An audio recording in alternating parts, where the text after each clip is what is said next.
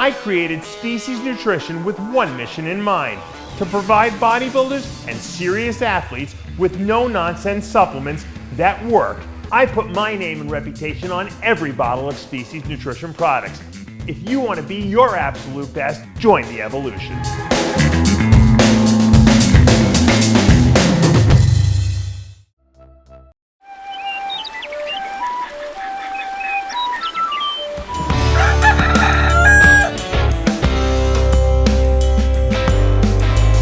Welcome back to Muscle in the Morning.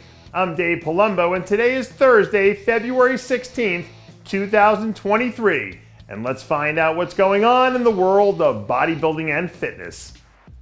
There was no way we weren't leading off the show today with this news, because Shawn Clarida might be on the verge of making some major moves that would have huge ripples on two different divisions if everything holds serve.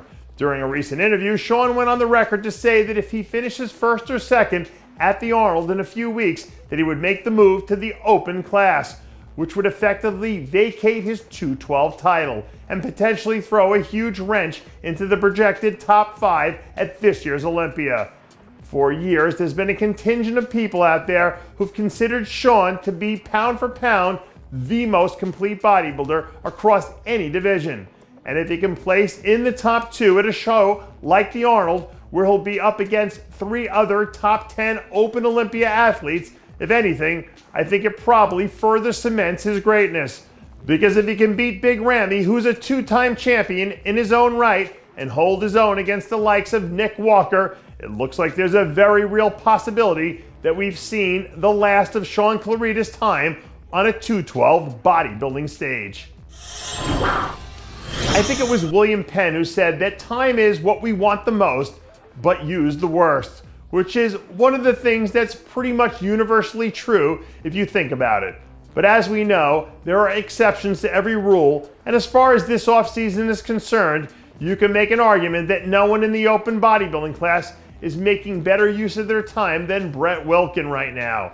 It's still early on, but at the moment it seems like he's making the most out of this phase of his off-season program and taking advantage of the fact that he's one of the top 5 or 6 athletes in the open class who are already qualified for the 2023 Olympia, which feels like it's going to be a big competitive advantage as we get deeper into the season and start seeing people jockey for positions to punch their ticket to the big dance this coming November.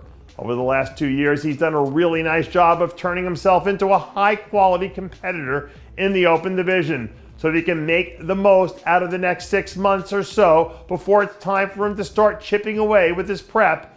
He could end up being a legitimate dark horse threat to crack the top 10 during his first time out. I don't know if there's such a thing as a preseason watch list in bodybuilding, but if someone out there has one, they better make sure they find a way to get Shuman Yan's name on there in bold print, because this guy looks like he has a chance to be one of the most unheralded surprises of the year. After essentially going into zero dark 30 mode since he snuck into the Romania Pro at the tail end of last season, Yan caught everyone by surprise when he released this behind-the-scenes sneak peek at what he's been working on over the last few months. That was pretty damn impressive, if you ask me. Yan might not have the same level of fanfare that some of the other new faces in the division have, but make no mistake about it, this guy is not someone you want to sleep on, because he's good enough to come in and make an impact from day one. And if he can be strategic by picking the right spots to make his season debut, I wouldn't be surprised if we see him knock off a handful of big names on his way to a top 3 finish. You know what they say, pressure either bursts pipes or it makes diamonds. And I think if we look at this year's incoming rookie class, you can make a solid argument for no one being under more pressure to come in and be great right from the jump start than Vitaly Ogolnikov. For all intents and purposes, Good Vito is Andrew Jacked of 2023, because Andrew might be the only other guy in recent memory who entered into the IFBB with certified legends of the sport touting him as the next big thing. Now, in terms of sheer freak factor, I don't remember anyone, including Andrew, who had this degree of jump off the screen muscle as a rookie.